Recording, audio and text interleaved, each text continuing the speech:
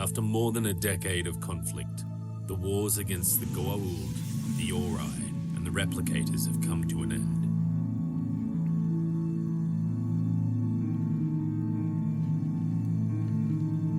As the Asgard pass into legend, the lost city of the ancients has been recovered and now rests safely on Earth.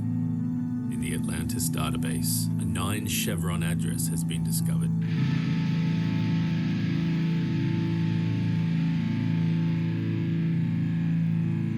The people of the Tauri establish a secret base on a planet rich in the unstable mineral known as the Quadria, codename Icarus Base. Here they harness its power and calculate a way to dial the mysterious 9-chevron address to an unknown location. Their operation is interrupted when the Lucian Alliance attack from orbit. The Icarus Base crew are forced to flee through the Stargate and find themselves aboard an ancient, derelict ship, Destiny.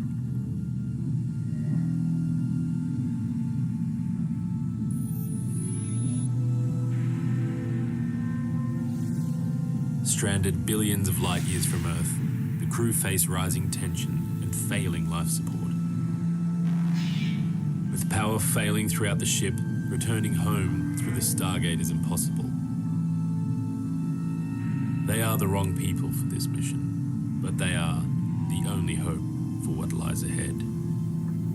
This is where Stargate Universe begins.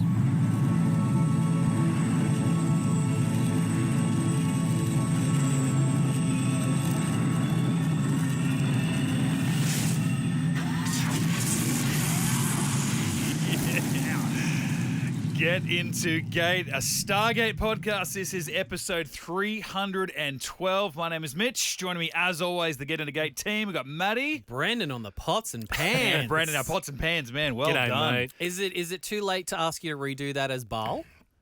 No, it's not. We'll fix it in post. Some requests would be too late for, not that. Look, if you are a new listener to the pod, we are 312 episodes deep. We've got a lot of people that have been along for the journey, but if you've come on board with a little bit of chat for Universe, which is what happened with the TV show in general, we'll be talking about that, but we are three old school Stargate fans. We have loved Stargate since the very beginning. We're talking SG-1 airing on TV, even if it did get to Australia a little bit late. In 2016, if you can believe, we were just talking about this is our first recording session of 2026, so we are just on the cusp of our 10th year anniversary. We have been talking about Stargate. Wow. And That means I reckon we'll finish season 1 of Universe at around about the 10 year mark. 10 years. July, isn't it? Yeah, I think so. Yeah. I feel like June, July, yeah. Beautiful. And yeah, what a way to kick it off. It's been 84 years. I mean, we had, dreams, could you say dreams in a way that at some stage during our podcast run that a new Stargate series would emerge. I mean, we did get Origins at the very beginning. We're not counting, shut up. Technically we did get not counting that. We did get new Stargate, technically. We did, technically. I mean, on paper. And then we stood in shit and whatever. We're moving on from that. And we thought maybe we get that happening along the way. And here we are before we get into our next new Stargate series to talk about being Universe. And my first watch through of SGU. And we've got another one that is about to go into production. So, I mean, you playing that, you making that, Brennan, like that to me, this feels like a bit of an early preview of what it's going to be like to be watching new Stargate for the first time. So, but until we get there, we're going to talk about SGU. And this is our first episode, my first watch through. I'm bloody excited to be here, boys. Yeah, I mean, because with Atlantis, you'd seen the pilot. You saw Rising and that was it. Whereas Universe, you've seen nothing. No, absolutely nothing. And I didn't even know the aesthetic, the look of the show. I've stayed away we did from... tell you if you've seen Battlestar Galactica. Then Yeah. You had said that, but even so, Battlestar Gate, yeah. Right, well, this is usually the time of the episode. We get into the old synopsis, which I revert back to the little booklets that come in the physical media, that be the DVDs that we're watching from. But neither I nor Maddie, with our physical media of SGU, sign of the times, have isn't a it? booklet. But Brendan, you said, hey, you know what? Let's go to the great people, the good people of MGM and Amazon Prime. Prime Video, great people. Which is obviously where you can stream Stargate Universe. at least here in Australia, but of course around the world too, in different markets. I mean, check your local guides. We'll consult them for a synopsis. Yeah, let's see how good they are at it. Oh, they've let us down in the past a little bit. Big time. Now, just quickly, how are we? Like, this is just part one. And is it part one? So, Brandon, you take this one because this is technically Air Part 1, 2, and 3 is the pilot. However, it aired as 1 and 2, and then 3 was a week later. Yes. But we've decided that based on Part 1, there's so much in that where we can just pick it to pieces. Yeah. And 2 and 3 are basically one episode, I would say. I feel like if you that's look where at it separates. If you look at episode 3 just being the desert planet, I reckon that'd be a 10-minute podcast for us. So Right. I think we'll split it up. So this episode will even it'll say Air Part 1 or whatever. It'll be about Air Part 1, but then next week we'll do Air Part 2 and 3. Okay. Yeah. I only asked because being the first timer, I was watching and then I paused it and it was like 55 minutes in. I'm like, whoa, hang on. Where was the 42, 44-minute cutoff? So like, where was the end of the first You episode? and I had a very different experience in that Brendan was watching it on Amazon. Great so people. We got, he got the people. broadcast version. You and I on the DVDs got the extended version, which has about another 7 to 12 minutes or something like that. But it's also presented as 1 2-hour event. Air Part 1, 2, and 3 all together.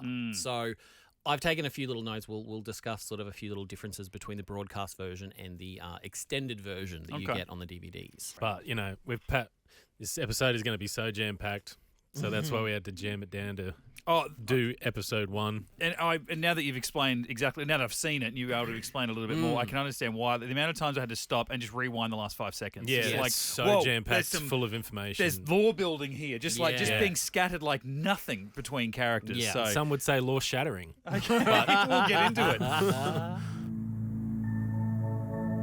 feel like I'm listening to a meditation.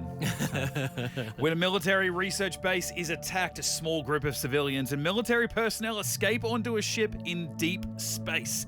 But divisions emerge between those who want to attempt a return to Earth and those who want to remain aboard the Destiny. It's kind of really only one person, but... Well, let's face the elephant in the room. This is so different from the other Stargates. Yes. And we know that.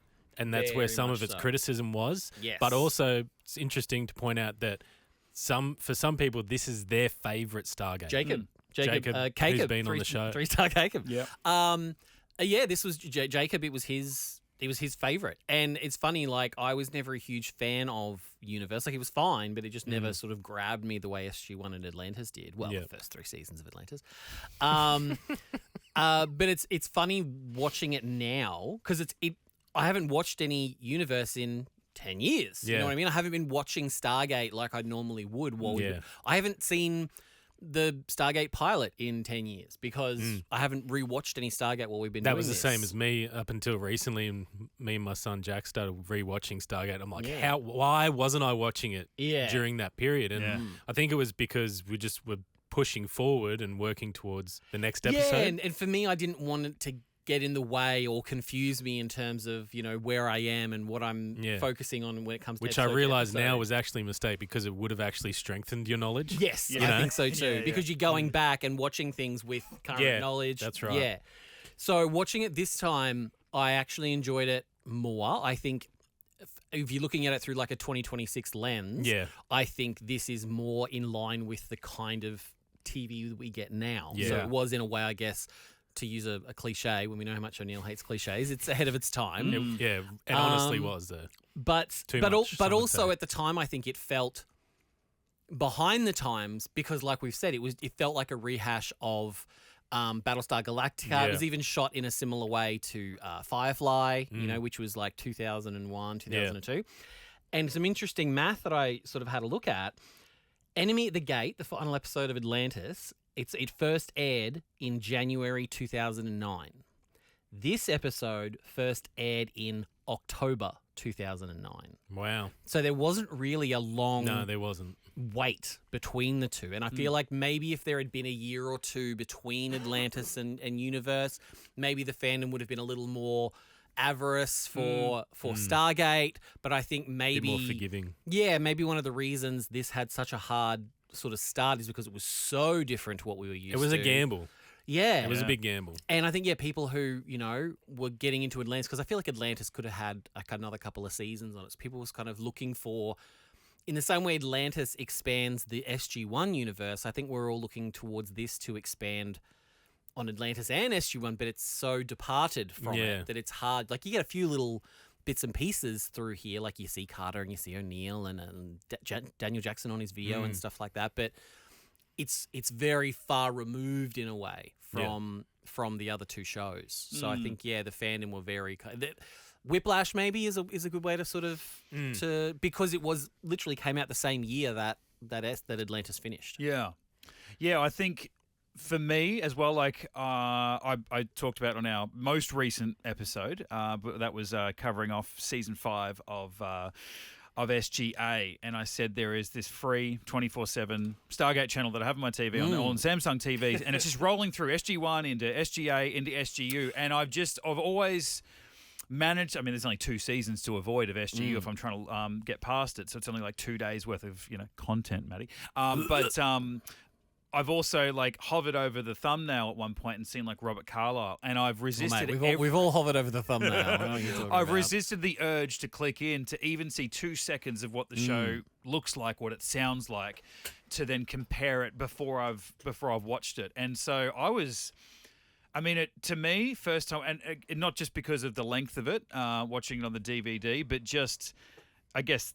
Well, okay, length, the way that they knew they had to play with, so the way the length of the story played out and how much more room that gave itself to breathe, it felt like a movie. And I thought if this was presented to me, hey, here's this new streaming movie, a sci-fi, a team get lost on this ship and they have to work out how to get back, I'm like, oh, I dig this. I quite like this show. It just happens to exist inside this franchise that I've loved for, nearly 30 years. And I guess when they do a departure, like, part of me is like, oh, I can't believe Robert C. Cooper and Brad Wright did this and took such a departure. When you say, okay, it's a little bit like your Battlestars and all that sort of stuff, okay, that's one thing. But for these guys, like for the guys that made 2 shows that were similar enough to then do this, it's like, wow, that's kind of incredible. Yeah. Absolutely, like, commend them for their efforts there. As opposed to, like, what if you would have said, oh, it's 2 other or 3 other different creatives who have never seen an episode of Stargate, have been given the framework and said, yep, there's wormholes, there's a device, blah, blah, blah, go and make a show. And they've went, okay, I'll try and draw this from not memory. And they've made a very different feeling sci-fi show that doesn't match the tone, doesn't match the aesthetics of what SGA and SG-1 are, but exists in the same world. And I guess the challenge always is to watch a show that differs like this one does and sit back for a second and go, do I believe this exists in the same universe, no pun intended, as the last show or all of the shows? Like, I know it's just wrapped up. I haven't seen all the episodes yet, but A Night of the Seven Kingdoms, the Game of Thrones spin-off, 25, 30-minute episodes about, only a couple of characters in a pretty singular sort of location, right? As opposed to this expansive world of 7 different stories, a very big narrative that Game of Thrones was, and so is House of the Dragon. And then you get this other show that's set in between those 2 timelines, and it's like, do I believe that this exists in that same world? I kind of do, but also I'm just watching it as like this medieval drama. Yeah. And so I'm having to remind, no, it is the same. It's just a different story. Whereas this, even though the camera work is different and the way that it's lit is different, and the way that the story seems to be moving around, it's a real ensemble. Like, yes, SG-1, you know who your main guy is, and then, okay, very, very, very close second is your main 4, and then you've got your other secondary favourites. Whereas this, I know that Robert Carlyle so far is the main guy, but like, well, he's also probably the biggest name attached to it as far as a regular character. I mean, you got your Lou Diamond Phillips, you got your what's his name? Louis Fierro. Well, see, I'd never heard of him before. Yeah, I've seen him before Breaking Bad. I meant, was he in that? Was he? I've seen him in a great, like, I have to look up. Say my name. That's yes, that's him. I was a friend of your guys' mate, Shooter McGavin. Oh, yeah, of course. Yeah. Oh, when his name was Great Christopher people. McDonald, I'm like, That's are you it. joking? Shooters in this? That's cool. Whereas for me, it was, oh my God, Ming Na's in this? Yeah, Fucking yeah. Chun-Li is in this? Yeah. Well, she's in the credits as Ming Na, not Ming Na Wen as she's known these days. So even that. She's gone, over the years, she's gone all over the place when it comes to whether it's, Ming Na Wen or Ming Na, or I think even Wen Ming Na, because that's kind of like the more traditional way to do it. Yeah. So, But yeah, I just like the idea that I'm floating between so many different characters, and I don't ever feel like, even when I'm with the medic, and I'm like, TJ. I'm digging your story. Who was she in Smallville? Black Canary. Yeah, right. Canary, yeah. So, and even the way it's not quite lost territory, but in especially that first and second episodes, a little bit more the first. We'll get to obviously part 2 and part 3 on the next pod, but how it's going between the different timelines, or the time periods, to try and explain who these people are and teasing relationships and issue. And I honestly, I thought this was such a strong fucking pilot. I really enjoyed this. It is a strong pilot. And I was sitting there comparing it to the other two, and I'm like, SG-1 is such a great pilot anyway. It's a great sequel to the movie, but it's a great pilot, or it's a great singular episode, and it's a great pilot for what that show became. SGA, I'm like, it's a fine pilot. It's good. It certainly sets up what that story is, but it's because it was a payoff to season 7 of SG-1. And you're like, the Wraith, wow, we're somewhere else. There's a new bunch of bad guys. Okay, cool. We're in a new city. This is great. But this was just, I don't know. I honestly, I was driving in just thinking, again, I'm an episode at this stage talking in this podcast. I'm one episode in on a 2-season show that the fans didn't warm enough to keep it around even longer. Yeah, but you're going 17 years now. Late, yeah. Because here's the thing. But I loved it. I actually really, really enjoyed it. And here's a clear spot so you can get a nice big clear edit point for it. I think I was too dumb for this show when it first came out. Yeah? So I remember watching the pilot and being incredibly confused because well, fair enough. In this we have the creation of Earth has now created its own version of the stone, the communication stones go, instead of it going into that big giant ancient device, we now have that little glow up sort of board. Which I got confused with. So then, how in SG-1 season 9, Daniel and Vala go to the Ori galaxy by plugging those stones into that device. So we've changed that giant device into just this little square thing. Yeah, which I didn't get because I don't think I'd rewatched season 9 and 10 enough at that point when this show came out. See, and that's the part that I didn't like because I don't like 9 and 10 as much as the regular SG-1. I'm like, this is so such a minuscule part of the story. Why are we bringing this along? Yeah. And then, so that sort of, because I didn't really see, because it is lit so dark, I didn't recognize the stone as the stone from Citizen Joe. So, and I'm like, what is he doing putting this little round thing on this light up board? What does that mean? And then the way they shoot it with the back and forward, going into Dr. Lee's body, and then suddenly you've got Robert Carlyle walking around in Dr. Lee's outfit. I didn't understand that. Because I thought that was a flashback because it was lit. I'm like, oh, cool. He's holding the stones and then it's showing something that happened in the earlier time period. Yeah. So I wonder if this episode had been played out chronologically. I wish they did, to be honest. I would have, because the slow open of even it just started with Eli playing the video game. If that had been the opening, even if they did have the opening where the opening of the shot where the ship comes out of FTL and it's coming towards you and you're going through the ship and then you see the Stargate open. Oh, yep. Cut to Eli. Yes. Something like that. Yeah, that's great. And O'Neill's the first, mainstay character that we see. Yeah. The thing, I had 3 nitpicks and I really had to write them down because I didn't want to just come in here and rant about how I hated the show when it first came out. So now, like you guys, I actually do find myself enjoying this a lot more than I previously did. And I've kind of put it down to 3 nitpicks that I had. Okay. Hit us. Firstly, the technology. SGU doesn't immediately explain how the tech works. Yes. And I think the creators wanted to avoid writing themselves into a corner like they might have in SG-1 or Atlantis. So the tech is actually different in this show. Yes. But so long-term fans can be frustrated. Yes. By not And knowing that. this is something I'll have to be careful with my wording, not to spoil anything for Mitch. But there's moments throughout sort of Air Part 1, 2, and 3 where Rush in particular is talking and he's lying.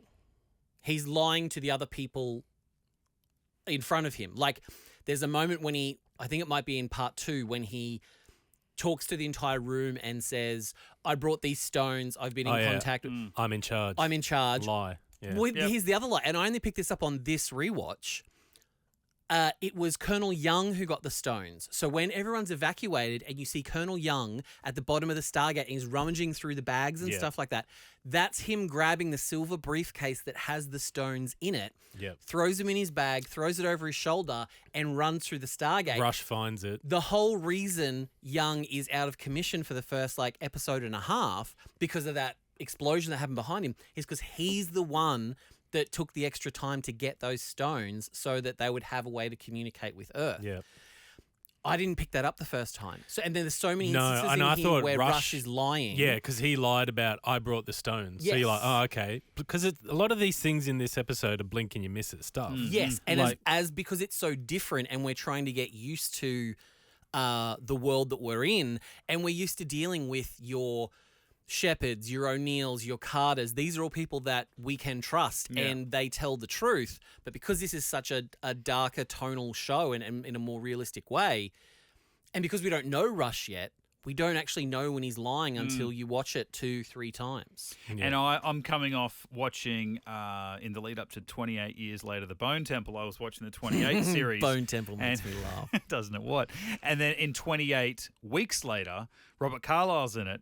And his character, I mean, just fucks everything from the start. Like, just the amount of stupid decisions that he makes and just fucks everything for everybody and is a coward and blah, blah. And I was like, I love Robert Carlyle. God, ever since the Full Monty when I was far too young to watch that. I love Robert Carlyle. But watching 28 weeks later and then watching this, I'm like, oh, I just do not trust you. And yeah, there was enough in this. Like you said, blink and you'll miss it stuff. And, you know, me, like, I tend to cast my eyes sideways occasionally. 70-30. But like, there was that moment where he, like, I wouldn't, if it was these days, if Netflix were making this show based off what we hear about how Netflix makes stuff, it'd be like second screen viewing. I'm now looking at a picture of my wife and crying because I'm sad. Whereas now you actually have to, like, it's, you know, he'd be sad talking to the music photo going, oh, my lovely wife, I miss you so much. I feel so bad that I have to lie to all the people around me. And it was so quick and I nearly missed that. And from then on I'm like, what are you doing here? And the fact that he was just pushing forward and he had to do whatever he knows he's going to do. It's his, not to spoil anything, it's his life mission. Yeah. So, We'll get into it in episode 2, yeah. but there was something in the extended version that Brendan may not have gotten that I'll play some audio of. That's very interesting in terms of when it comes to whether Rush is lying and what part of him is the truth and the lie. The shot of like, you know, they've just gotten there. Everyone's still walking wounded, having fallen through the through the Stargate. And I'm like, where is Rush? And they have to go find him in a room, and he's there, hands behind his back, and just looking forward as they're traveling through. Oh, in the what do they call it, the observation room or whatever, with the big giant sort of glass window. Yeah. And I'm like, what are you doing, man? Like, you've gotten to where you wanted to go, which was to that address. You didn't know why, or maybe, I don't know, it's the first time. Like, do you know why? Maybe you do. I don't know.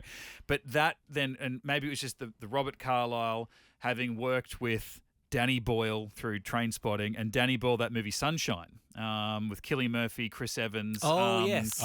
Yeah, where they're going to reignite the sun that's dying. Not Little Miss Sunshine. Not Little Miss Sunshine. Great movie, though. But with Sunshine, and there is a shot in that, because there is a similar viewing sort of thing where they're able to sort of look at the sun as they're traveling toward it. Yeah. And then there is at one stage in that movie a guy who goes psycho enough, and it is a mission of his to do something that doesn't necessarily roll with how everyone else does. And it was a similar sort of stance. Sunshine is a great movie. Just so I don't. Sunshine is a great movie. You turn it off about 3/4 of the way through. It's a fantastic movie. Well, yeah, and I think that plays into what I'm talking about as well, where that comes in. But it was just like seeing that image reminded me of Sunshine. I'm like, well, that was directed by Danny Boyle, who directed Trainspotting, where Robert Carlyle starred, and he's in this. Of separation. Yeah, and it just, but it made me then, just because of that, it made me trust him even less again. Which is through being somewhat kind of reminding me of another movie. Oh, interesting. This, Angela's Ashes. He was a prick in that. Oh, God. So first one is Hilarious technology. movie, that one. And that's Yes. something that's completely different to Atlantis and SG-1. Like, the authority is unstable. Many of the people are behaving badly. Like, the first time you see Second Lieutenant James, she's getting doofed in the bloody cupboard. Yeah. Oh, we'll talk about that. You know, chronologically anyway. But Yeah, I found it interesting is this... yeah, they kind of like they're still the best of the best in what they are, but it's they've kind of gone with this show as kind of trying to do it in a more realistic way, so you don't have these larger than life, upstanding, morally, pure people. Yeah. But I feel like I think I do remember reading something or seeing an interview or something like that, and something I think they said they felt they didn't handle well enough or didn't dig into enough was your favorite storyline is the weirdness of it all, and her being a civilian in charge, and the animosity between the civilians and the military on Atlantis and all that kind of stuff. And they felt like they needed to amp it up in this one. So that's why we have our Camille Rays and things like that. And I'm like, was that the right choice? You just need one person Yeah. to just be good. Yes. Like one. Yeah. Because you got Young. I don't know if we know this about Young yet with TJ. No. Okay. No, we don't. Okay, Scott and... Tamara, as he calls it. I hate the way Tamara. he says that. Tamara. I mean, I don't know, but just there were some things, and it was probably more obviously episode 2 than it was 1, so we can talk about it. But yeah, there were things there, and I'm like, oh, hang on, what? Yeah. Oh, she wanted to leave, right? There was the Oh, flashback scene with her it with was- Ming-Na where she Yes. says, There was that, but there was in the present part where he's laying on the table, severely injured, and there was just something there that they were a look or a touch or something where I'm like, okay, what's going on here? Yeah, and he's the only one that calls her Tamara. Like everyone else calls her TJ or all that kind of stuff. Yeah. He's pretending. And like, Scott goes, oh, Lieutenant James, right? And she's like, yes. Oh, Yes. Greer's like, clever. Yeah. So Clever, dude. on that, and on just on what Mitch was saying before about sort of recognizing people and stuff like that, I'll run through a few of them for you now. Lieutenant James, we have seen that actress before. Second lieutenant, Oh, is that what it is? just in case someone Oh, calls just in case him. that old mate who had a go at me for not knowing what Janet's rank was. Because Lieutenant Scott's above her, technically. Oh, I don't know the he's always rankings. above her. He's always idea. above her. Oh, yeah. Not always. Jesus. Well, Um, however he does it. we have seen Socks on. Power to you, brother. we have seen her before. She plays Tits McGee in Irresistible. Atlantis. The first time we see Lucius in Lucius Lavin in Atlantis season 3. She's one of like the village folk. Tits with McGee. the Tits McGee with the boobs out. Jacob has told me he had quite the awakening to old Lieutenant James. Yeah, it was, yeah. Oh, my. Yeah. Absolutely. I mean, it's kind of like Amazing. the second awakening of watching Firefly, and I'm like, Oh, Jill yeah. State's she's just so cute and mousy, and then she's getting railed on the story train. I'm like, Yeah. now there's a different side. Yeah. Another one, Eli's mum. That is Catherine Langford from 1969. Oh, bullshit. Same Okay. actress. Also, she was in on Kelowna. She's one of the world leaders. Oh, I didn't think about that one. yeah. Nice. Jonas's home planet. Yeah, brilliant. Young's wife in the flashbacks. That's Ona Grauer. She was the Frozen ancient in Frozen from SG-1, and then she also had another cameo in the opening of Rising, where she was the one left behind on Earth. Yeah, the playing Atlantis that same pilot, the same character. Playing that same character. Yeah, this is kind of like a Nareem moment, isn't it? Yeah, at least she finally gets some lines. Like she actually finally gets to use some dialogue in this show. But you know how Nareem was in Atlantis for some reason, playing Weir's husband? Or Oh boyfriend yeah, or that's whatever? right. Yeah, Like, where- yeah. Come that, on. that was weird. Why? And have one other actor in Canada. And then the one that I think Mitch will recognise the most is obviously I forget the actor, the guy that plays Lieutenant Scott, obviously known from Gossip Girl, one of Mitch's favourite show. Mitch, why didn't you say that? I'm just looking at him, and I see. I felt like I recognised him, but he does look like, I think in this show, not now because he's his most recent picture on IMDb. He looks a little bit like Corey Monteith from Glee. Yes, And so if I forget his name and I start calling him Glee, All right. no disrespect I think to where the will late Corey recognise him Monteith. from is because after this show he went on and did Sense8 with the Wachowskis. Yeah. Never saw it, but No, but then- maybe that's probably where I know him from. No, just but the then shorts. which led on to when they came back and did Matrix Resurrection or something, whatever the fourth Matrix movie was that came out a couple of years ago. I've actually still never seen it. Oh, okay. Well, Yeah. he's in that because Yeah, obviously okay. he worked with the Wachowskis on Sense8. Yeah. They all get along very well, so he got a look into that. I do want to talk a little bit about Lieutenant Scott just before we go into Brendan's third nitpick. Something that I thought was actually, no, you know what? I'm going to save it. I'm going to save it for episode 3 because we get a lot more of Scott's backstory when he's dying in the desert. So actually, I might save it for that. Actually, Yeah, nice. Well, that's a part of the other kind of moral ambiguity is he's meant to be a man of God, but does what he does. He's a sex maniac. Far out. No wonder he left. Left the church. I was just going to say the third one for me was just. It felt to me like the audience was left to do a lot of heavy lifting. Like the pilot felt rushed. There was a lot of moving parts, like a lot, especially in that what we're talking about now, the episode, the part 1. Yeah. And a lot of blink and you miss it moments. The tech was pulled back, and then they've changed some things as well, which I didn't really like, to be honest. Okay, what sort of tech? What sort of tech did they change it in like? In this episode, I'll talk about that. Okay. You're going to love it. Okay. Is it point of origin related? It is point of origin related. Yeah. But I don't want to go. All right, I don't want to go into that. Here we go. We will go into it, but I don't want to go into that immediately. Let's talk about. All right, let's talk about more so Destiny, where it fits in with the timeline, and that will kind of point us with the point of origin stuff as well. Gotcha. So. We touched on it before. Daniel Jackson's in this blink and you miss it moments on the video. Yep. So I have the uncut versions of that. Oh, I love a bit of uncut Daniel Jackson. And this is Daniel Jackson. This is the uncut thing where he talks about the gate tech. Hello, I'm Dr. Daniel Jackson, and behind me is a Stargate. Found in Giza, Egypt in 1928, we now know it was originally built millennia ago by an alien race who we call the Ancients. Over the next few hours, we'll be touching on some of the things you need to know about the Stargate and how it works. There are 39 symbols representing star constellations, as seen from Earth, capable of transporting people, objects, hundreds of thousands of light years via an interstellar wormhole. Within the Milky Way galaxy, a 7-symbol address is used. The first 6 symbols lock down a point in space, while the 7th represents the point of origin. When a connection is made between 2 stargates, an unstable energy vortex emerges from the gate and settles into the event horizon, or puddle, as we like to call it.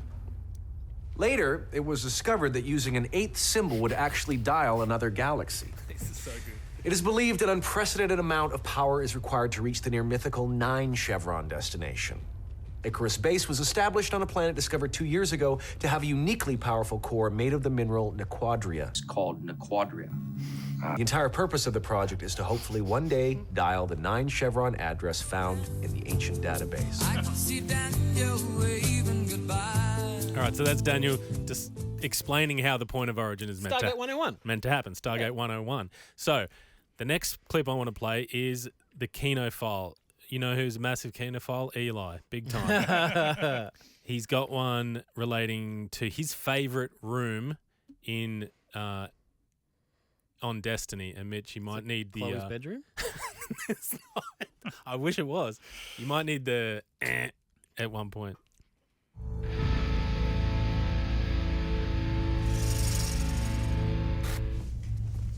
And this is my 5th room in the whole ship. This is the Stargate room. Look at that. Isn't it something? Embarkation room. Rush figures that this gate predates all the others we know of, like a prototype. It's the only way we're ever gonna get home.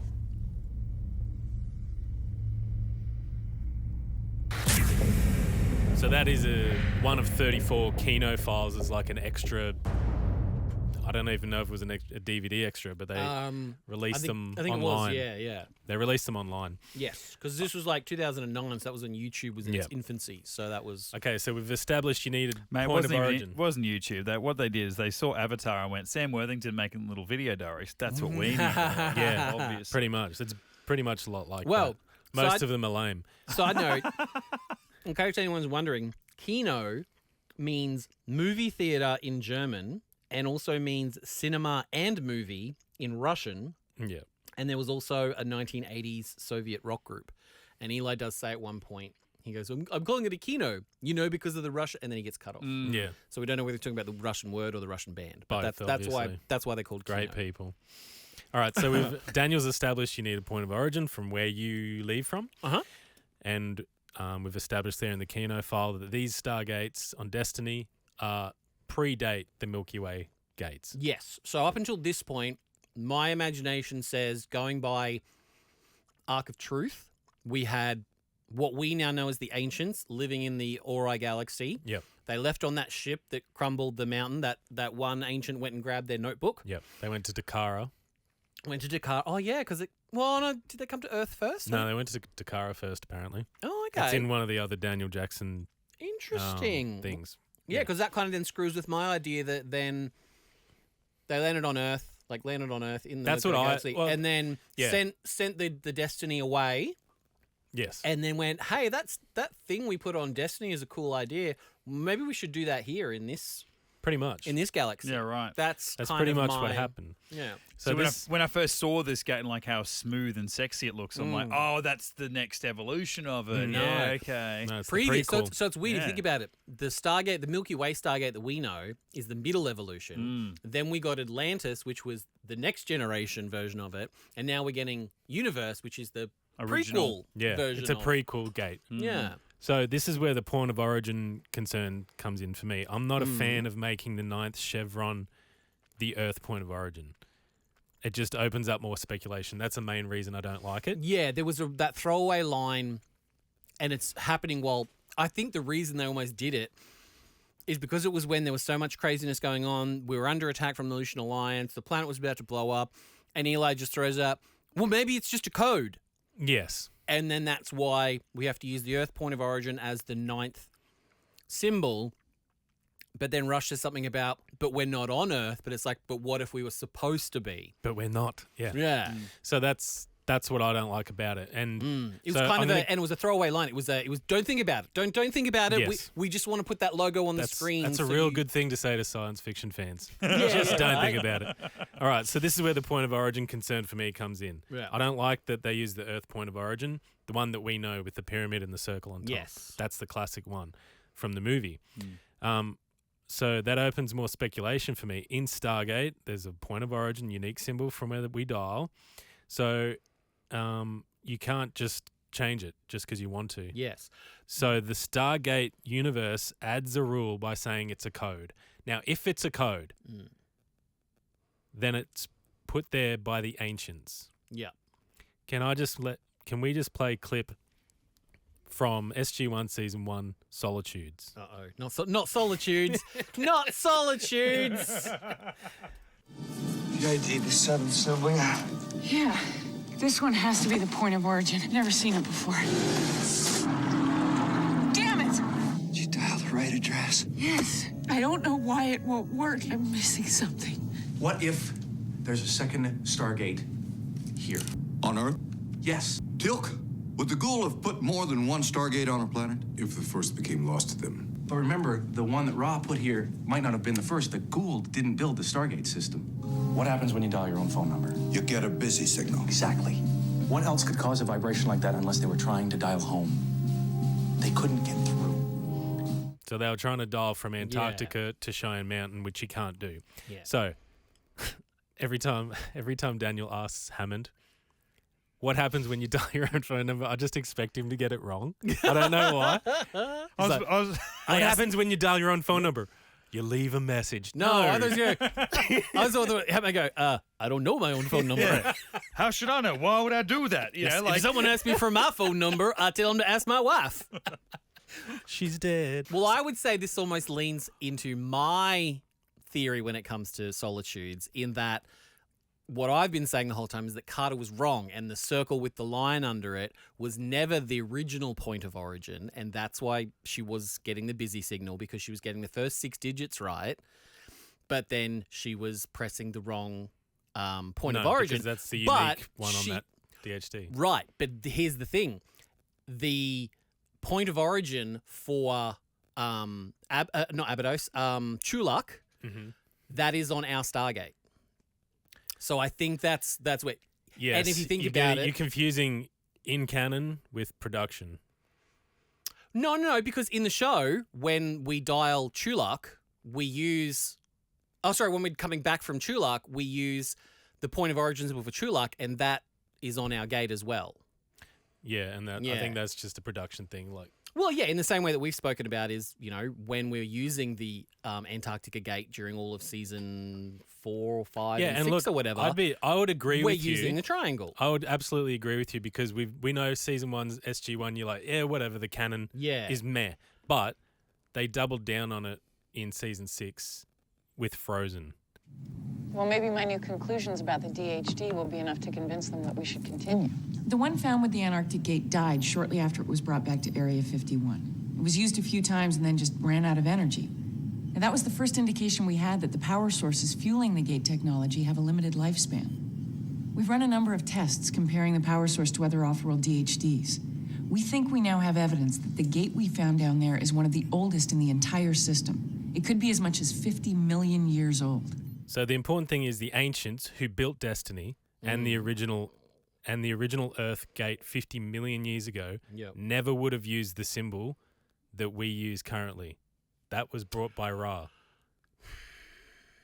That's what it is. My theory is, though, because if you look at when it comes to Atlantis, when we're able to just gather up a bunch of Stargates to make the intergalactic bridge, and then there was that time when Baal scooped up a bunch of gates and was going to create his own internal thing. Yeah, I think, for me personally, I think the point with the thing we know as the point of origin symbol, I think that was always and always will be our point of origin symbol, and Ra brought his Stargate to Earth because the one in Antarctica had been lost. So he came to Earth and brought his own Stargate.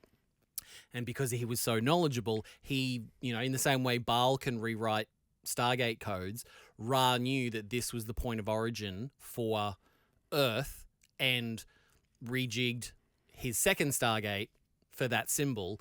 And you could even then argue that... There's no proof of that. No, absolutely. This is all my assumption. Yeah. But then for me, this is my headcanon. It's and it's also, obviously from the movie, we know that, they already had pyramid-shaped ships and stuff like that. Yeah. But it's the point of origin and David Spade's, James Spader, not David Spade. That's a very different movie. James Spader. Just zap me. Yeah, James Spader saying, the people praying at either side of the pyramid with the circle. Guys with the, is kind of because Ra used that. We know that the Goa'uld lie about all that kind of stuff, and Ra used that symbol as a type of power, and it kind of influenced it and brought it into it. Yeah. So that's the way I've always looked at it, because when we did do Solitudes, 10 years ago, that's crazy. I do remember getting some screenshots for you guys, and yes, you can see the DHD and it has the circle with the line under it, but it also has the triangle Earth point of origin on that Stargate. So when Carter says they used that DHD a couple of times and then it ran out of power, my internal headcanon is they figured out that, Carter was wrong. I didn't see the Earth symbol on it. It's a 10 it's a 10 year old 10 years old. This is the fan wiki. Yes.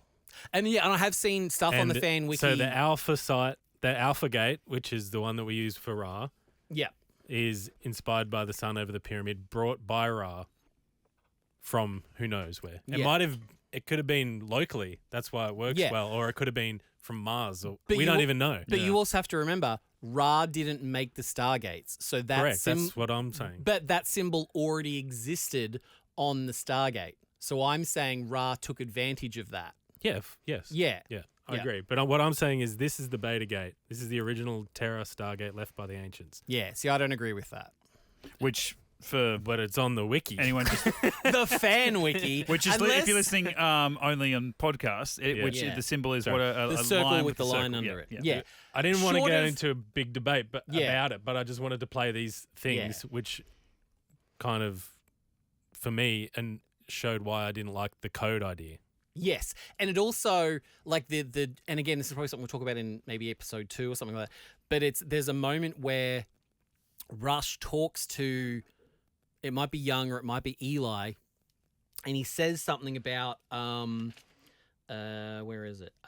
The Ancients sent out unmanned ships ahead of Destiny to gather resources, data, construct, and deposit gates. Yeah, seed ships. Yeah, so that spoiler alert. That to me feels like what I mean. We never really found out what Destiny's true purpose was, but it's like. We're sending Destiny out, but we're sending ships ahead of it to drop Stargate. So it's like, why wouldn't Destiny just be the ship that does that? Why would you send out, aside from the fact that it's a TV show and we need Stargates once we get out there? Yeah. So it is a weird premise of it kind Destiny of in the first place. Because you gate to that ship and then you're just floating through space forever. Yeah. Otherwise. Yeah. So the last one that I wanted to play was from Air. Cool. There has to be a mistake in here somewhere. Power flow is in the target range. Why wouldn't the address connect? Wrong address. There is only one, found in the ancient database in Atlantis.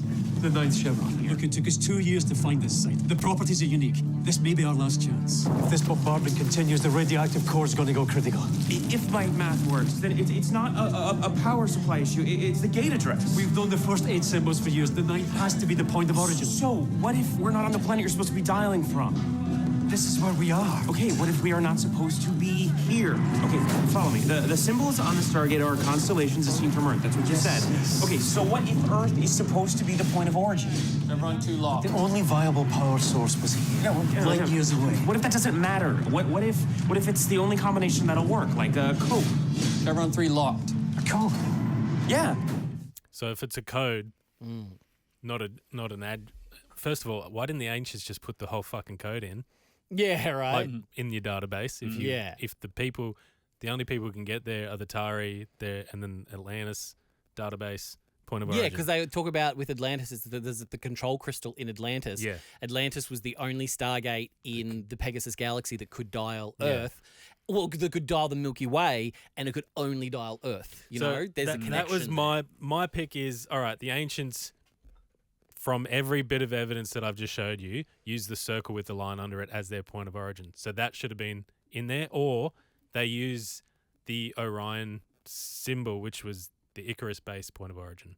So if it's meant to be an address, then it should just be normal.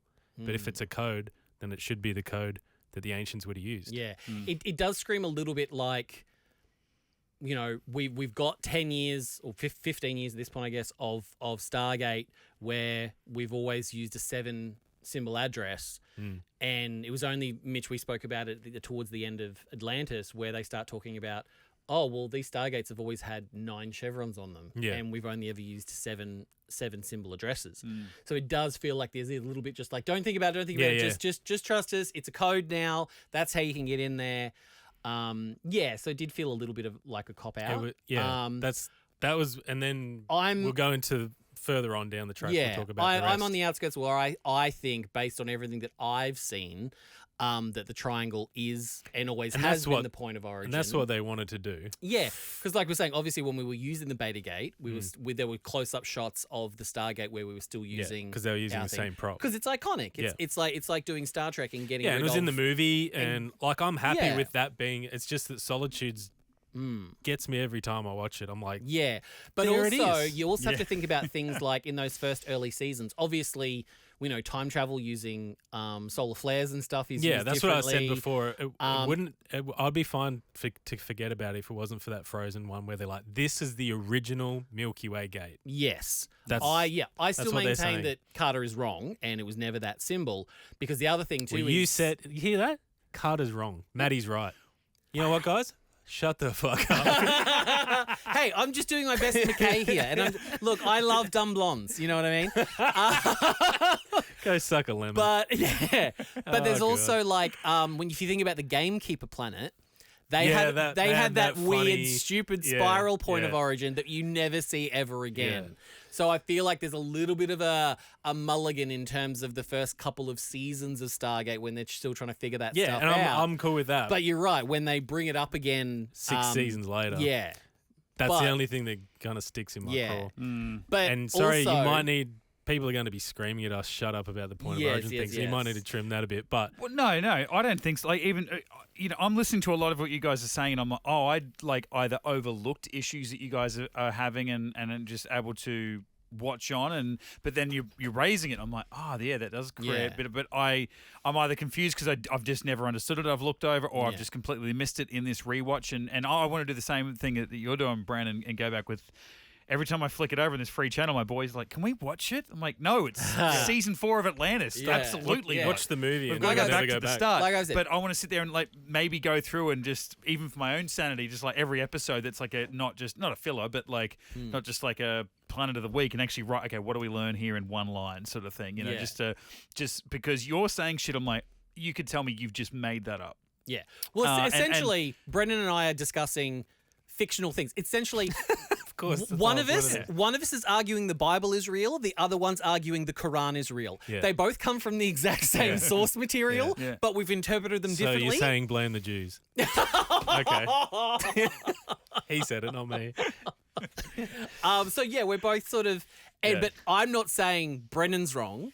I think his interpretation is completely valid based on the points that he's brought across. I just feel like it was a missed opportunity to use that. Yeah, to go, yeah. hey, remember season 1 of SG-1? We could have used that. Maddie, what are you trying to say though?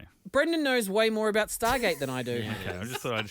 You know what? I was going to leave this I got part. receipts. If you want to, I was gonna bring leave your this part, but proof Here we go. to what you were saying. No, in the I'm gonna- movie. So sorry. By the way, in the movie, Ra comes and brings the Stargate at 8000 BC. So just in that timeline. Yeah. So, He also looked like an Asgard on the inside, though. So that's all those mulligans.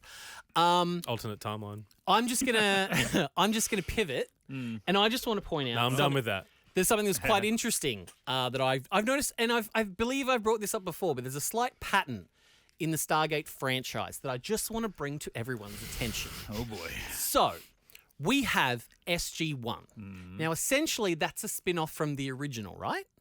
The original movie. Continuation. It's a continuation and a spin-off in the same universe. It's the most popular of the franchise. It ran the longest. If this is a it Star has Trek the thing, most I'm amount gonna of be fans. annoyed. Of course, it's going to be a right? Star Trek thing. So that's SG-1. Yeah. Then the spin-off after SG-1 is Atlantis, set on a city, sitting somewhere in the middle of the galaxy, almost like it's a space station with a wormhole. Deep out good. in I the was wilderness. referencing the right thing. Yes, deep space. Can we get that's one already? Let me finish. There might be 2 after this. Atlantis is out in deep space with a 9 chevron Stargate. Shut up. And then we get to Universe, which is a ship stuck on the other side of known space with a crew of military and civilians who don't get along, who all just want to get home. That is Next Generation, Lost in Deep Space. Space Nine, and Voyager. That's one. So, okay, you know what? So you're comparing the Stargate movie to the original series. The Stargate movie is the original series. SG-1 is the Next Generation. Atlantis is Deep Space Nine, and Universe is Voyager. Okay, 2. I'll give you, I'll give you an extension here. So it's essentially a freebie here. Just, Okay. If you were to predict then the new series coming our way, thanks to Martin Oh, Gero no. Prime next year, what is it going to be Discovery. based on your? Enterprise. Academy. No, Enterprise is next. Oh, they're just going to skip them all Just skip and them all. go modern. Enterprise started right after Voyager finished. We got to jump 20 years Academy. after Voyager. You mean when Star Trek went woke? When it went woke with gay Klingons. Fucking idiots. Do you know, Oh no. I've been giving shit to Craig for the last 2 years whenever we do a Star Trek podcast. Yeah. And he gives out his Facebook, and I'm like, mate, you're 100 years old if you're still using Facebook. That's true. Yeah, you can't do that. Since Academy, your mum's on Facebook. Since Academy, my mum's dead, so they know. Not yours. She's still on Facebook technically. They leave them up. Of course. Since Academy started, Just on that, every 3 weeks, I get a notification saying, one of my oldest mates who died last year goes, he's on TikTok if you want to follow him. And I'm like, I'd rather not. That's Yeah. insane. That's okay. I've been getting on Facebook since Starfleet Academy started. I will spend an hour a day just trolling bigots. They'll be like, oh, that Klingon's gay because he's got dreadlocks. And then I'll send pictures of Worf with his little bob, his cut bob, sipping tea with his pointy finger out. Being like, yeah, Star Trek was never woke. Star Trek was fucking always bigot. gay. Exactly. See? It was always gay. Yeah. Don't worry about it, guys. Proud. That's why Stargate is the best. Hey. Don't laugh like that in a Stargate podcast. Exactly, he says. Stargate is plenty gay. Stargate is plenty gay. Of course My it is. father is gay. Yeah. Yes. Okay. All All right. right. Well, there you go. There's your prediction for next year's series. What did you say? Fingers Academy. crossed. Academy. Yeah, because we don't want Enterprise. We don't want I Discovery. mean, I wouldn't be surprised if there was a Stargate Academy if it That's went what I public. mean. If it went public. We could have Stargate Command. We could be training new cadets and new officers They'll and have stuff like that. statues of SG-1 at Yep. the Academy. It'd be Looking amazing. out into the stars. All that kind of Don't stuff. make it gay. Just, I mean, very quickly before we move into actual stuff of the episode, Make I it couldn't watching this, and I'm thinking, is this what is the aesthetic? Is this the style that the new show will be? I think it'll be closer to this, yeah. Yeah, me having not watched this before, I'm like, SGU's different, and people didn't warm to it as quickly, and it didn't last as long. And then you've got Giro, who was mostly across all of his Stargate-ness, he was the Atlantis guy, right? Yeah. And then you've got other creatives from all three shows, all having a little bit of say, at least according to that video. But I've only ever seen SG-1 and SG-A, so that's Stargate to me. More than willing to accept SGU, and I'm a couple of episodes in, and I'm quite liking it. But I'm like, hang on, I almost think this is what it... Does it need to be more like SGU when they bring it back? I think it Yeah, will. it does. It I, does. and I'm actually curious to see if over the next 12 months there's kind of like a resurgence and a little more people softening on Universe. I think it will and I'll be. probably Yeah. get at that too for this a little bit. It's like Deep Space Nine was like that. It was the ugly redheaded stepchild of the Star Trek franchise, and then once it came on streaming services in the last sort of 15 years. It's become one of the most popular and the most beloved because it tells the long form stories. Yeah. There's 20 different characters in it, and it's telling these really, really epic stories. So I'm hoping that, based on what I've seen of Universe so far, I'm hoping it starts getting a little bit more love. And as people are winding up to the new show, they go, well, I know SG-1 like the back of my hand. I know Atlantis really, really well. Yeah. Now that Universe is there on streaming and stuff like that, maybe people will kind of pick it Especially up. if there's some mention of it in the new series. Or does it take the Star Wars path and it only gets accepted because people hate the new one? You know what I mean? Like people Could. didn't warm to the sequel trilogy, and all of a sudden they're like, "Hey, Yes. prequels, you looking all right? Hey, you've aged Yeah. well. Hey, Yeah. Hayden, you know what? We don't." Hey, what's up? Here's my number, sort of thing. So I don't Yeah. want that to happen because I want the new one to come out and people to really warm to it and all that sort of gear. But But anyone listening, like if you're listening to this in 2027 or 2028 and you're watching the new Stargate show and you think it's woke because there's a queer person of color on your screen, That's not the reason. You're an idiot. One, because there's one in Universe and no one gave a fuck about it when it came out in 2009. It's nothing new. So if you're counting how many straight white people you can see on screen at a time, No one does it.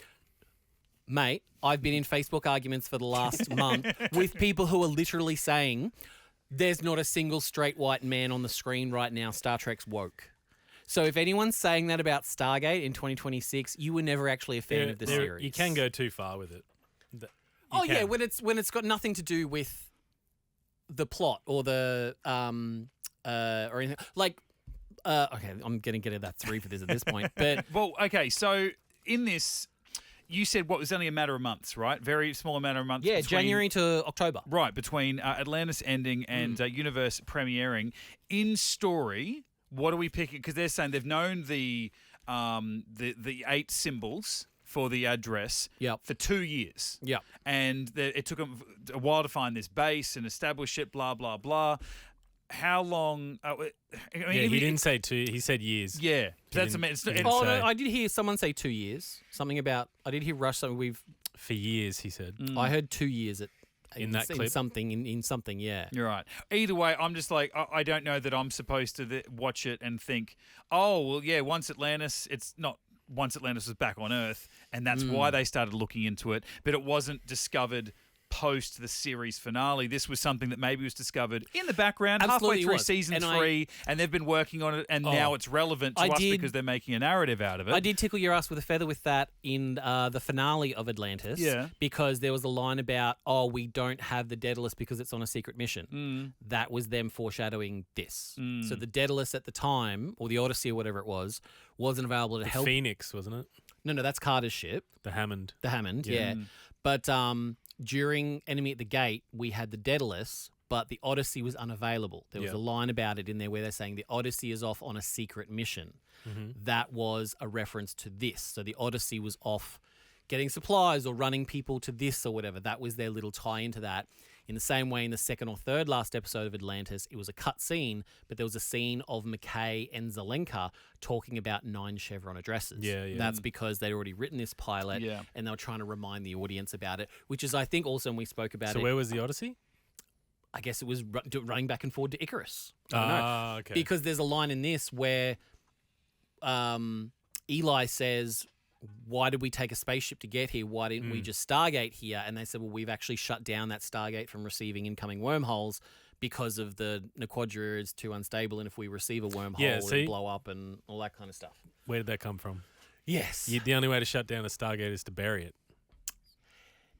Oh, they just said something about because they still want to do outgoing wormholes. They've just disabled it from incoming wormholes, which essentially you can just put a hand through it like that. You can put the Iris, remember they said if the Iris is put on Earth, if you put it to cover the event horizon, then you can't establish a wormhole. Because it's buried. Yeah, if there's something in the middle there. I thought there was actually kind of an insinuation that perhaps the Stargate on Icarus wasn't native to that planet and that we dropped it there. I did see an interesting bit of trivia that I wanted to, and this probably ties into what you were saying, Brendan, about the writing was a little bit iffy-wiffy here. Because it says, the Icarus planet is much too close to Earth. In Stargate SG-1, episode Prometheus Unbound, which was the introduction of Vala, it was stated that Prometheus could travel a distance of 50 light years in 20 minutes. If the distance between Earth and Icarus is 21 light years, which is what they say in this opening episode, the entire trip should have taken less than 10 minutes. But Eli is able to watch hours and hours of Daniel Jackson videos, goes and has dinner or a meal with Chloe. Like, it was made to feel like the trip from Earth to Icarus Base took hours, if not a day or something like that, whereas it actually would have only taken 10 minutes. So there's no way, because even Eli says he watched and rewatched all those Daniel Jackson videos. There's no way he could have rewatched all of those and had a meal with Chloe in 10 minutes. I mean, they're only 6 minutes. The Daniel one. Even though over the next few hours. I just like the idea that, like, because Daniel would have hated being asked to do that. So would Michael Shanks. Sure. But I like the idea of them saying, hey, Can we're you doing imagine how much they would have had to have paid him to come back and do those?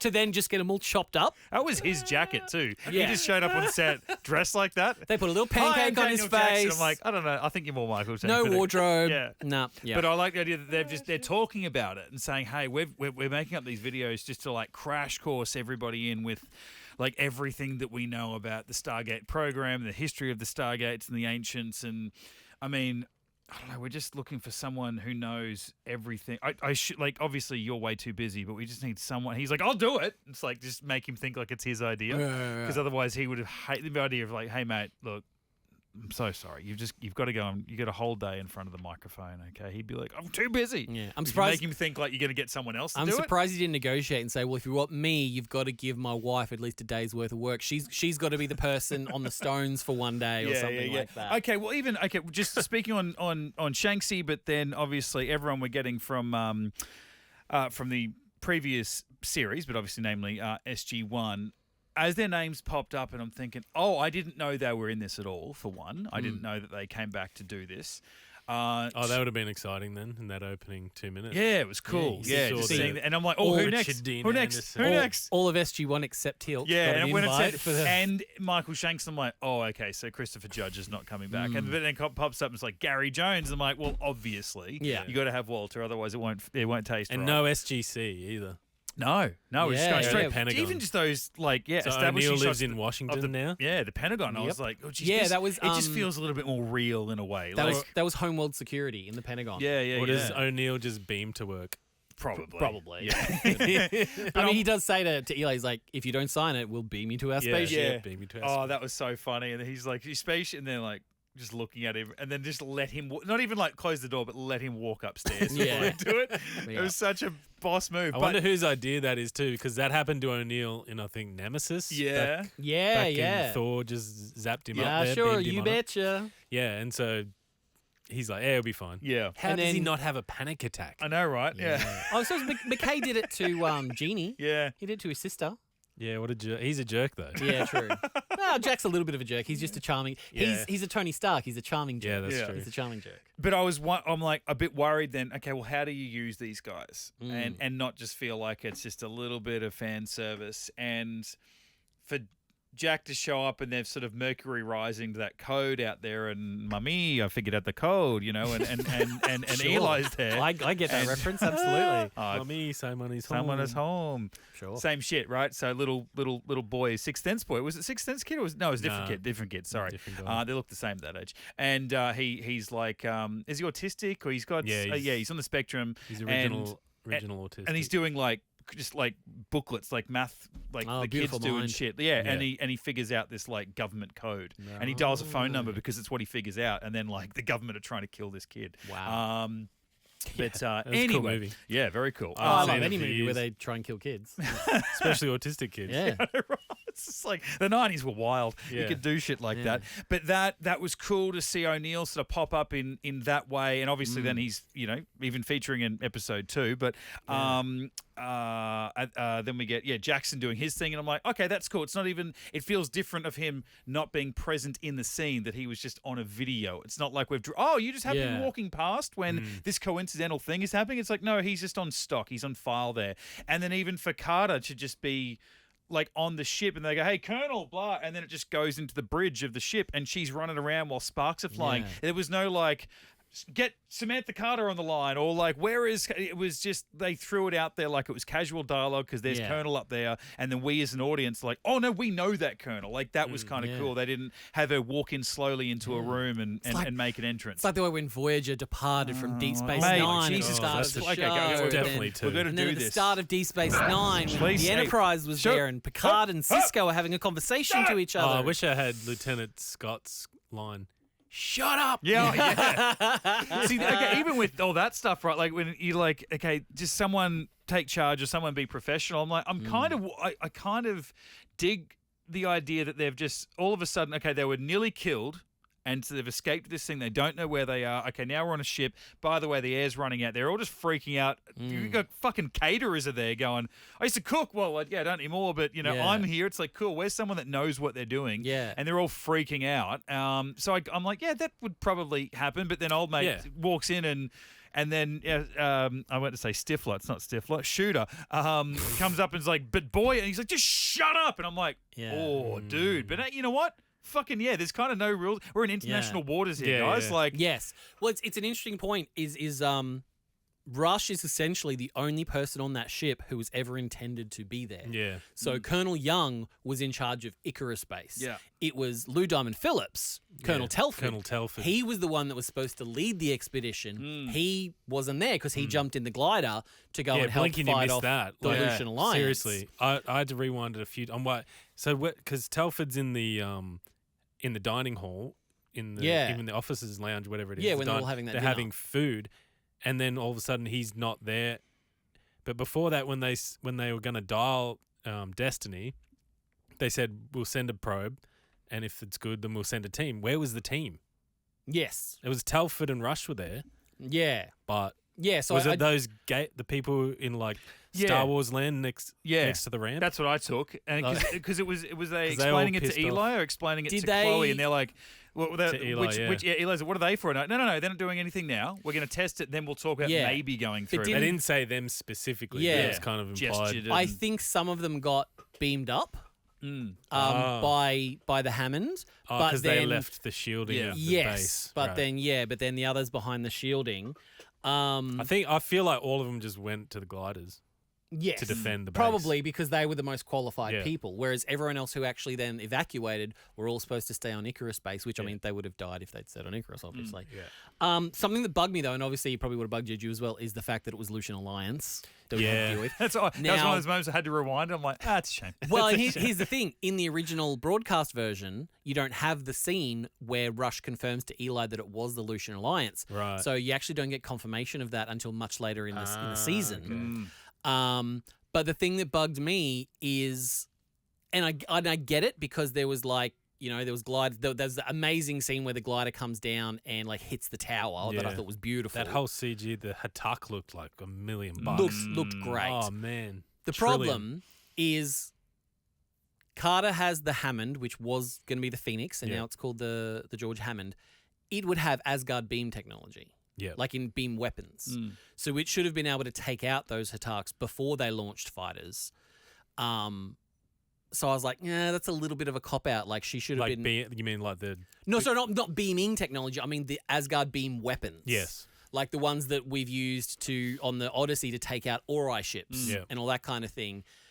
Carter's ship was fresh off the line because we heard in Enemy at the Gate, there was that whole scene that she has with Shepard about how she's been given command of the Phoenix, and then she says, no, it's not the Phoenix, being renamed the George Hammond because he passed away. And they were killing Wraith ships and was being every day. retrofitted, And, well, that was in the In the season 4 finale. That was when it was still the Phoenix, But it was still the same ship. Exactly. Like, exactly. same weapons. So it should have been able to take out a lot more of that, but I understand they needed to do it for the sake of the episode. But you could have even had something that the Lucian Alliance, but they did get a shot off that's caused, down to the base, and it's caused some chain reaction, and then with the gate starting to be building up, that's what both those things happening. Like they could have fired off something in their attack. The George Hammond destroys them all, but their damage, along with the gates, firing up, starts that chain reaction, which is basically what happened. And it's something you said, Brendan, is like you said, it felt rushed. And I kind of feel the same, that for a 3-episode opener, I feel like there were important things that were rushed, but then other things that dragged on. Like for me personally, and we'll get to it in the next episode, I don't think we needed an entire episode of being on that desert planet. That could have been 10 minutes. Yeah. And we could have fleshed out more of the start. But I also feel like maybe, and we've spoken about it a lot before, when the writers seem to be unsure that the opening is going to grab people, they do that timey-wimey jump thing where they give you the action straight up because they don't think that a slow burn is going to build up to it.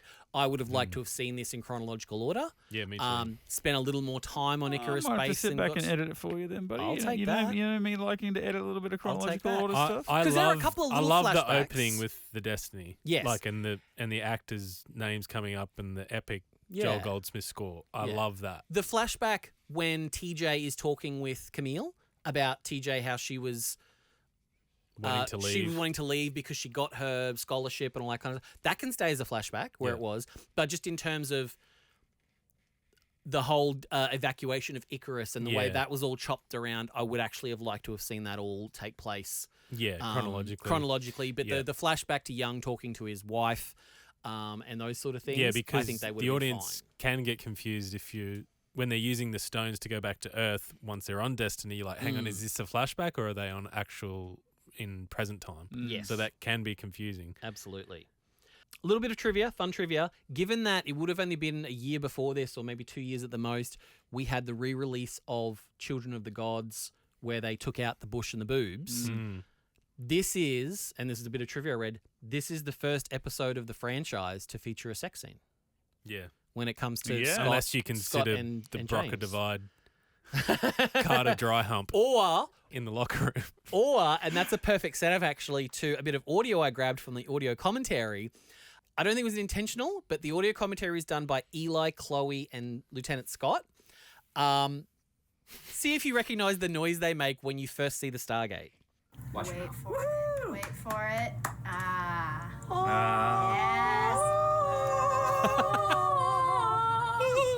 Oh my god, it's Stargate. And that's the title of the show. Right there. That's hilarious. Wait for it. First person to get pooped through the gate. First person to get pooped through the gate. But yeah, they sounded like the plant people. The plant people, the ground dicking people from Falstad. Yeah. Yeah.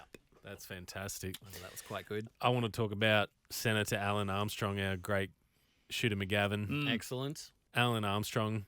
I did some research in, mate. I'm a consummate professional, as you know. Alan Armstrong is the senator for California, and unfortunately for Chloe, her father. Without spoiling anything for Mitch, we will soon learn that O'Neill has had some of his all-time favourite arguments with this man. And it turns out O'Neill wasn't alone, guys.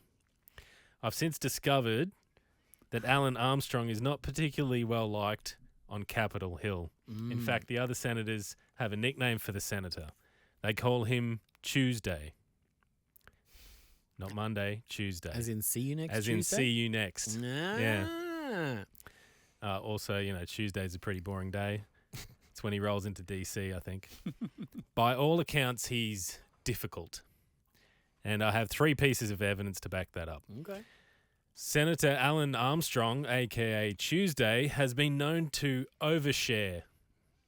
He appears almost compelled to reveal more than he should, often to his own political detriment. The man is an oversharer. Please play Exhibit A. Dun dun.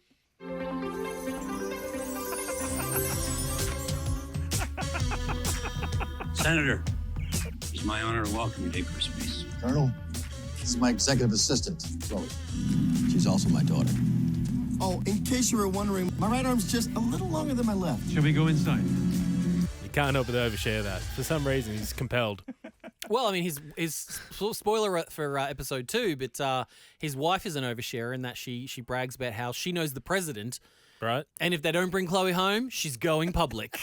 I'm like, well, That could be the new series. if you're friends with the president, Exactly. Yeah. the president knows what what all happened. about all about that kind of stuff. So you're kind of throwing your mate under the bus. Absolutely. I wonder if it's still President Hayes. That'd be interesting. In the audio commentary, they said, "So that's Obama, right?" And I'm like, "Oh God, come on, guys." I'd like to think it was Hayes. I like Hayes. I like the actor. Yeah. Senator Alan Armstrong, a.k.a. Tuesday, has been known to be quite impatient. The man has no patience. Some say he's easily bored. Please play Exhibit B. Now, as you know, to unlock the Stargate's 9th and final shell. Let's say we get on with it. Absolutely. Sergeant Riley? Chevron 1 encoded. Chevron 1 locked. Chevron 2 locked. Oh, you can count. Good for you. Chevron 9 will not lock. Did you the word? Well, you're fucked. Senator Alan Armstrong, a.k.a. Tuesday, is known to be testy when interrupted. Do not interrupt him, because if you stuff around, you'll find out. He can be absolutely cutting with his words. Please play Exhibit C. I believe in 2026 it's fuck around and find out. Yeah. I would like to propose a toast. Oh, no, that's really not necessary. Not to you. Eat pieces of shit like you for breakfast. Oh. It seemed clear to me at the time. Chloe's used to it. Well, Thank you, Tuesday. I think we found our new Austin Powers for Stargate Universe. Just quickly back onto the gate technician. Well, just before, because I have a little bit of Scooter McGavin as well. Yeah. Shooter. Sorry, it's been a while since I'm a Billy Madison boy, so that's my What's go-to. wrong with that? Big time. They do reference the great, what's his name? Something McDonald. Christopher McDonald. They do reference him in the audio commentary and all of his great work. I just love the weird sci-fi geek connection between Star Trek The Next Generation and us now, because he was in the episode Yesterday's Enterprise. Right. And now he's here on our ship. Why would you do that? That was it. Yep. I didn't say anything. That was all Eli. That was You all, won't say anything else. That for was the all rest of David. That was all David Blue. Watch yourself, That buddy. was all David Blue. For anyone that is joining us for the first time, we should. The reason why we keep blowing up about this, and this is a Stargate podcast, Matty gets 3 strikes and you're out. Talking about the other one, the better one, one of the other one. Hey, Jesus. We don't invite you here because it's invite. That's what I'm saying. That's not what's happening. Invite. That's what I'm saying. It's not what's happening. I'm sorry. Of the 3 of us here, which one has the flawless attendance record? I mean, we couldn't stop that. We tried. A sumptuous Chinese meal. Remember when Matty was in America for 4 weeks? God, if we had have done a podcast when he was there, we wouldn't have heard the end. God, of imagine it was like a real key weird episode. I set it up. I set it up so you guys could do episodes, and you useless Muppet man children Loyal. couldn't. I think loyal is the adjective you're looking for. You're welcome. Yeah. Flawless. Couldn't Flawless organise yourselves out of a wet paper that's what I'm saying. bag. It's not like we are the Stargate guys and we're, you know what, let's get a contributor who prefers another franchise and just bring them in to get their take. You know, so I have no doubt that that's how you feel. But that's an opinion I'd appreciate you keep it to your goddamn self. Yeah. Oh, but it's okay because you guys are both fans of Lord of the Rings, so when that shit gets brought up... I mean, not every time. That's like once a season. Not 3 times per episode. Yeah. Even though we've got Every sound episode. bites, I really that still only counts as one. When was, when was the last time my microphone got turned off? It's been a while. Well, it should have already been turned It really should have. Who is the bad guy in this show? Mitch. It's probably a better option. Oh, to yeah. ask. Oh, well, I think the question is who's the good guy in this episode? Well, yeah, I mean, but who did you find yourself, like, the writers wrote in a certain way, who did you feel like was the guy who was meant to be the bad guy? Well, Rush. But that might be a simpleton answer, but it's like I'm there going, well, what more does he know? What is there about? What is there some secret about him as a human, or maybe a non-human or something? Or what does he know that he's found in his research that he's not sharing with others, but is manipulating what's going on around him, or using and taking to his advantage the shit that's going on that he hasn't planned to still get through and do his mission? I feel like that way, but then, yeah, like everyone's got something else, and even like Young, and I'm like, what's your thing, and what am I supposed to be watching, even not be curious about, but watching to do with you, and even just their infighting. Like we've watched, you know, the better one obviously being Jack and Daniel, but that's being more like ideological and watching the way that O'Neill handles it as a military guy to Daniel handling it, you know, with you know, thinking about the mythology and the religious aspects and just more about people and whatever it might be, but just their clash the right ideologies thing to do was so great for so many seasons of SG-1, whereas this, it's not as simple as maybe even as like, you know, depending on which argument, O'Neill and Jackson, I'd be like, oh, I'm all O'Neill on this one, or you could definitely side with both, but like because it was a case by case episode, whereas here my entire SGU experience is only a couple of episodes, and it's like they're still arguing about the one thing because it is so far just this continuous story or just a very long pilot. I think it is intended to say that Rush is the bad guy. I don't think that's anything bad to say. But like Rush, often the main criticism he gets is that he put the Destiny crew into the situation where they couldn't get home. Yeah. Or it was at least uncertain. But if you're going to judge Rush from that, then you should hold Daniel Jackson to the same standard. Yeah. Because he did that in the movie. He told them that he had information that he didn't have. He told them he could get them home from Abydos. He didn't have that information when they left. Well, I mean, and the rest of the team were filthy with him.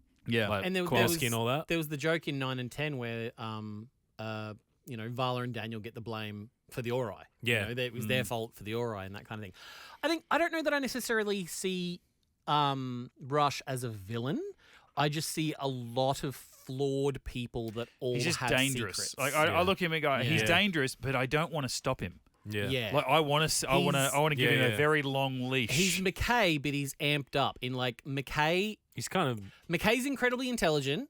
McKay's a jerk, but at the end of the day, McKay does have that heart of gold kind of thing. Like when he's really up against it and push comes to shove, McKay knows morally what is the best thing, and it's not always in his best interests. Yeah. He knows. Whereas Rush, at the end of the day, everything is calculated to be within his best interests. Yeah. So I think that's the way it is, because then you look at Colonel Young, and it's like he should be the O'Neill character, but as you said, Mitch, you saw like a little bit with him and TJ, and he's got a few secrets. Yeah. Telford seems to have a few little secrets. Someone that, and I feel like Rush is ultimately just a complete pragmatist, meaning he knows what should happen. And if he thinks someone's going to interfere with that, he just won't tell them. Yeah. I would say he's definitely the closest to being an antagonist. Yeah. But in a way, he's also the protagonist. But also, like Eli is a protagonist in terms of I think he's the entry level for us as the audience. Someone that I never warm to, and I'm interested to see how it progresses in this watch through. But Greer always made me uneasy. Yeah, I think Sergeant Greer. So like, there's the moment where you see he's locked up. He's been locked up for doing something. We never know what it is. Camille recognizes him. You were locked up. Young, unlocked him while the attack was happening. Says, "We need you." There's a deleted scene moment where he helps save someone's life or something like that. I can't remember quite, but that was sort of cut for time. It was a great line. It was like, "Hey, consider your charges dropped. Go take your anger out of them." That was awesome. Sir. But he's a fantastic actor, because when you see him, like interviews with him and stuff like that, he's just a normal, jovial kind of guy. But I think it just shows what a good actor he is, because he's always like scanning the room and picking his targets, and he's always he rubs me the wrong way, even when he does good things, like because we'll get to it in episode 3, but Greer always makes me really uneasy. Well, I feel like screen time wise, he'd hardly been on there before he was holding that gun up to Rush, who was ready to switch the life systems and the reboot. I don't actually blame Greer for that. I blame Eli, because he's like, you don't even know what you're doing. Yes. He's like, I do know what I'm doing. You literally came yesterday because you played a video game, right? Yes. Like zero pressure. But it's just typical millennial, not earning anything but expecting everything, and be like, I'm right, you're wrong. What's that line from Jurassic Park? You stood on the shoulders of everyone else who learnt before you, and just sort of like didn't retrace their steps. You just went to do the next thing. And something that I picked up on in the audio commentary that Brian J. Smith, who plays Lieutenant Scott, was talking about, and it's something that I don't think they ever really lean on in the show, is the way Scott talks to Greer. He never really gives him an order. It's a lieutenant and a sergeant, so Greer is an enlisted man. He's essentially a Walter, right? Chief, he's a master sergeant, something like that. Yeah. Something that Brian J. Smith points out in the audio commentary is Greer actually has years on Scott in terms of military experience and all that kind of thing, and knowledge. Scott does say, maybe in one of the deleted scenes, he's basically fresh out of the academy. He only graduated a couple of months ago. So this was his first posting after going through SGC. He plowed through all the cadets. Yeah. So that's why, like, you'll notice, like, when you look at Scott was yelling at Shooter McGavin and yelling at everybody, but whenever he talks to Greer, he's talking to him as an equal, because I feel like now knowing what Brian J. Smith has said, Scott knows that he feels uncomfortable the fact that he technically outranks Greer, so he's not willing to give him a straight up order. He's just like, can you do this, or can you do this? Because he acknowledges that Greer knows more than he does, is more experienced. But I feel like that's something that doesn't really get explored in the show moving forward. I'm interested to see that. Yeah, never picked it up, to be honest. Yeah, I only picked it up in the audio commentary. Even his handling of Rush, where Rush comes out, like, we see him hold the stones but do nothing else. And, I mean, obviously, we see Dr. Lee sort of like, wait, what's going on? Yeah. Oh, it is me, here I am. And then cut to Rush coming out going, I've spoken to Earth I am now in charge. You're like, fuck, what's going on here? And that's the broadcast version. Yeah. In the extended version, you actually get the scene of Rush and O'Neill having their conversation. I'll play a little clip of it which later. is crazy that you don't... it's so weird they cut that out. Yeah, that's crazy. bizarre. Because that, like, again, you go, oh, he's lying and all like that completely, I think, changes what you should because if you don't thinking. see that scene, you're like, oh, then O'Neill said he is in charge. Yes. Yeah. And him saying that, and then you get Scott looking at him like kind of shaking his head like, I can't believe this, or I don't believe it. Yeah. I feel like he's like, he just wanted to control the crowd. Yeah. Get everyone to their room, and then he's like, I got your back on this. Yeah. But I don't loved fuck that. around me. I loved that. Like he was there going, I don't agree with it, and I'm not. Even if I don't believe it, but even if I do, I don't like it. But then to go up there and go, yeah, you got a short leash here, mate. Yeah. And I'm like, I actually really, I like that. I don't know. That's the thing. Like I want to like Scott, but then he does some dumb things. I really liked the Colonel until a little bit later on. Colonel Young, just a lot of work. I don't know why I love that line where he says that to Rush all the time. Yeah, I liked Young more this time in this rewatch, watching especially episode 2 and 3 when he sort of talks with Chloe and a few other bits and pieces. I was like, oh, he's actually kind of not as jarheady as I thought he was. One of my earlier rewatches. Yeah, so I'm interested to see. There's so many things we haven't even touched yet, like the whole relationship with Eli. He says, oh, Chloe, how did you get into the political sphere? And she's like, oh, I went to Harvard or something. And then next minute finds out, no, it's just Nepo baby. Like, it's that. Well, and he's like, oh, okay, she I guess lied we to me could about that. potentially wrap it up here, and then we'll talk a bit more about that in the next episode, because that'll cover a little bit more of... We can touch on a little bit of, the episode 2-ness of it all, but then also episode 3 with the desert planet and stuff like that. Something I did want to mention, because you just brought up Chloe, another part they mentioned in the audio commentary is the through line that Andy Makita gave to Chloe during that dinner scene is apparently she was flirting with Telford, Lou Diamond Phillips, which I didn't see. Maybe got cut around to it, but that's why she was sort of drinking a lot and all that kind of stuff. Apparently she was a bit taken with Telford. I didn't pick that up. I just thought she was drinking because Shooter McGavin was doing a toast about her. As all hell. Yeah, absolutely. Interesting. Well, see, it might make sense to me because I'm like, oh, she's embarrassed because of what he's about to say, but he didn't really ever say anything that was that embarrassing or even except for where he goes, well, it was Chloe's idea for us to get young people involved and her idea to put the code into the video game that got Eli here and blah, blah, blah. If you have a daughter and you're proud of her, it's like, and then she completely outdoes what you expect and all this. And it's like, okay, shut up. Same for the wedding. Yeah. Before we go, I did reference before, I'll just play a little clip of the O'Neill and Rush scene. I'm just going ahead, because there's so many characters in this show, I'm never going to use actors' names. It's just going to be the character, because there's so many to keep track of. The fact that I didn't know until I think season 2 that Lieutenant Scott's first name is Matthew. Yeah. And I'm just like, I had no idea. Yeah, right. So this... Well, as a newcomer to the show, I'm comparing it then to SG-1 or SGA, right? I was watching that for the first time during the podcast, and it's like, okay, here's the main 4 people that you that were your through line for the entire episode, and then the next episode it's like, here's one new person, and here's the 4, and we're going to reiterate their names. The next one it was like, here's 1.5 new people, whereas this it's just like. Here's every single, 95% of the characters on screen are new, and none of them are going to be the focus of the show just yet. Camille Ray, Ming-Na has, she's the only one whose name I know dead.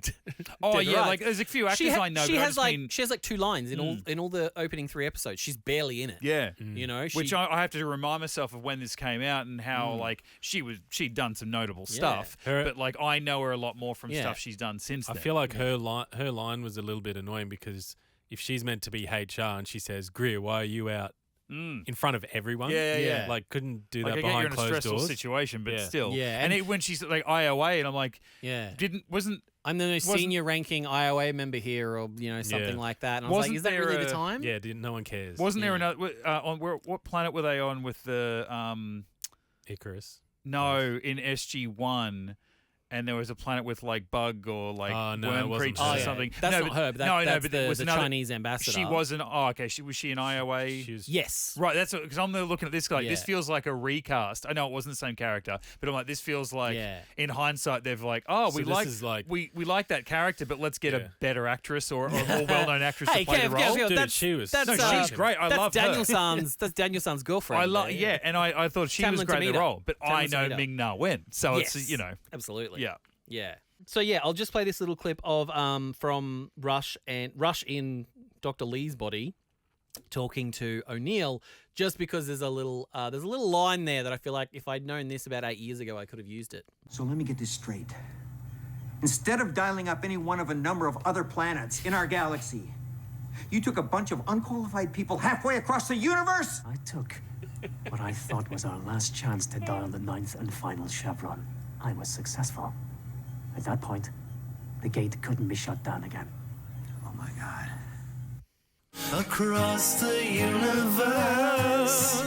Really Have you got any more across the universes? You can't now. No, absolutely not. Maybe every time. I mean, back in like season 4 of Atlantis, I could have said, "Oh, we found Icarus Base," but I don't know.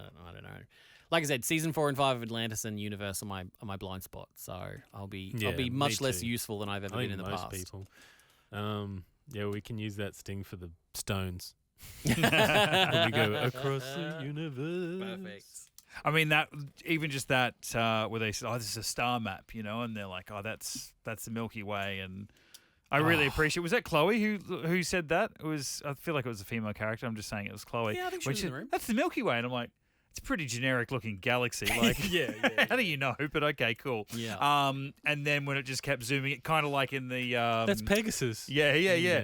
Kind of like in the the movie, she's right? been Harvard, so. Where, no, I think that was Brody that said that was Pegasus. Yeah. In the movie where they sent what was the Malport essentially, whatever, and then you just saw the little thing on Kalium Galaxy. Yeah, and it was just like traveling across the little. Maybe that's where they're going. Board. Yeah, that's where they're headed. Across the other side of the known universe. But I'm like, that was one thing. In the movie, you're like, holy shit. And then in this show, even though we're like, we retro, actually, it was just somewhere else in this galaxy. But in this, they're like jumping galaxy to galaxy to galaxy. And they're like, oh no, we're billions. And I was like, that's pretty fucking scary. Like midway through your first episode, you're dropping that. And again, it's called Stargate Universe, but I'm like, for me, it could just, I don't know what that means. I could have guessed that that's exactly what it was. But when you actually see it, and I thought Robert Carlyle delivered that bit of, exposition essentially very well, that it come across as scary as what it He's so good, Robert Carlyle. Yeah, he's so good. Yeah. Righto, Air, part 1. I know we've dabbled a little bit in parts 2 and 3, but that's what we're going to do in next week's episode. If next week's episode's only 15 minutes long, then don't be surprised. Blame the desert. Blame my point of origin. We've been talking for over an hour and a half at this point, but we covered a lot of track because we got new Stargate to talk about. We've got old Stargate to sort of try and figure out what they retconned here and whatnot. We've got comparisons to other sci-fi shows that we need to. They shouldn't have made the cut. We'll be back. Air part 2 and part 3. Get into Gate episode 313. Jumping on the socials, guys. I haven't done this in a while, but if you want to follow us around, watch us, watch the videos and stuff. We're on YouTube. You can check us out. I mean, if you're Craig, you're checking us out on Facebook. Otherwise, we're on the Talk. We're on. And feel free to check out our Patreon. Yeah, jump on board. Great people on Patreon supporting us. Some have been supporting us since the early days. You get the what do you call them? The uncut, exclusive, extended and uncut. Yeah. All the stuff that hits the cutting room floor normally. Usually. Well, there was talking about very uncut. I mean, there was a little preview to this episode that was exclusive to our Patreon audience. And we had our pre-production meeting. And halfway through, you get a phone call to say that our pizzas had had arrived. So you went down and got them. Brennan and I just kicked on and just there's finally a fucking episode that I wasn't here for. Not really. It doesn't really count. No. Get into Geek. Get into Gate. Get into Gate Stargate podcast. Get into it now before it's too late.